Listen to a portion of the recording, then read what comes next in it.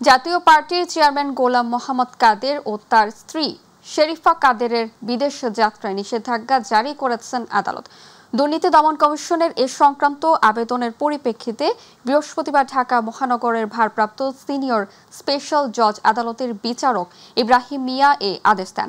মনোনয়ন বাণিজ্যের মাধ্যমে অবৈধ সম্পদ অর্জন ও অর্থ পাচারের অভিযোগে জিএম কাদেরের বিরুদ্ধে অনুসন্ধান চালাচ্ছে দুদক। এর অংশ হিসেবে এ দম্পতির বিদেশ যাত্রা নিষেধাজ্ঞা চেয়ে আবেদন করে সংস্থাটি।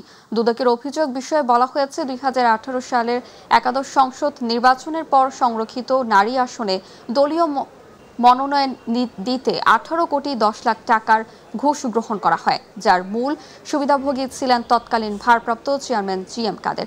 অভিযোগে এতে আরও বলা হয়, জিএম কাদের জালিয়াতির মাধ্যমে জাতীয় পার্টির চেয়ারম্যান হন এবং দলীয় পথ বাণিজ্য ও মনোনয়ন বাণিজ্যের মাধ্যমে বিপুল অর্থ সংগ্রহ করেন, যা পরে বিদেশে পাচার করা হয়। জাতীয় পার্টির কেন্দ্রীয় কমিটি 301 সদস্য বিশিষ্ট হলেও বর্তমানে 600 থেকে 650 জনকে অন্তর্ভুক্ত করা হয়েছে, যা পথ বাণিজ্যের প্রমাণ।